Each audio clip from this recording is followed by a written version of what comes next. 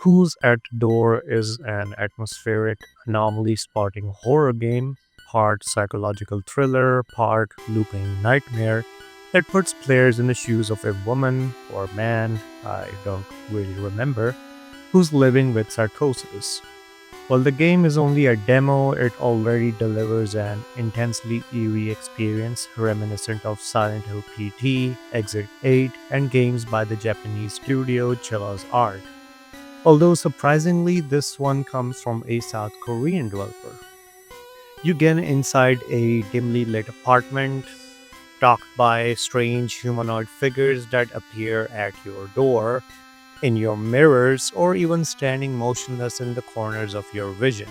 Your role to spot whether these anomalies are benign hallucinations or something far more sinister. If they vanish on their own, you're safe. But if they linger, you lose consciousness and the day resets. You wake up again in the same place, trapped in your mind's cruel loop. It's not just a game of jump scares or flickering lights. The real horror lies in how it tackles mental illness, specifically psychosis, with unnerving intimacy. In game, the main character is diagnosed with psychosis, a mental condition where reality becomes distorted. Hallucinations and delusions take over, and the boundary between the real and the unreal becomes impossible to distinguish. Medications like antipsychotics, for example, risperidone or olanzapine, are often prescribed to manage symptoms, and here they play a major role in gameplay. Taking your meds on time becomes a survival mechanic. But here's where it gets darker. Parallel to the character's struggles with hallucinations is a background narrative. A serial killer roaming the streets of Seoul, mentioned in snippets of news broadcasts. He's suspected to be a physician. This is where fan theories begin to spiral, and here's mine. What if the player character isn't just battling his or her own mind, but is actually a prisoner of the killer? What if the so called doctor treating them is actually the murderer? This changes everything.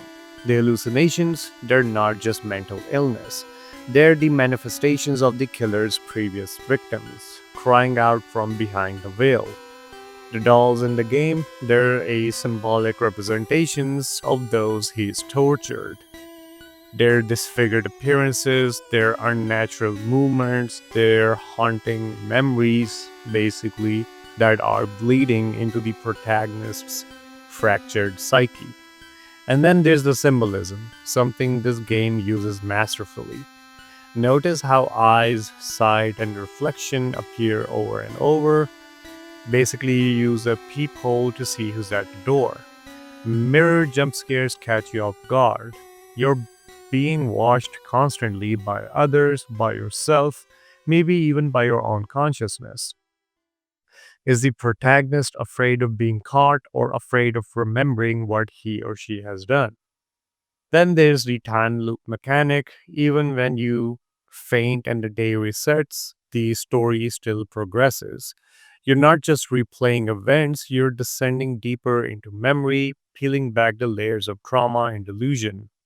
What if this home isn't real at all? What if you're trapped inside your own mind, a place you call safe, but that's actually filled with blood soaked cupboards and secrets hidden in fridges?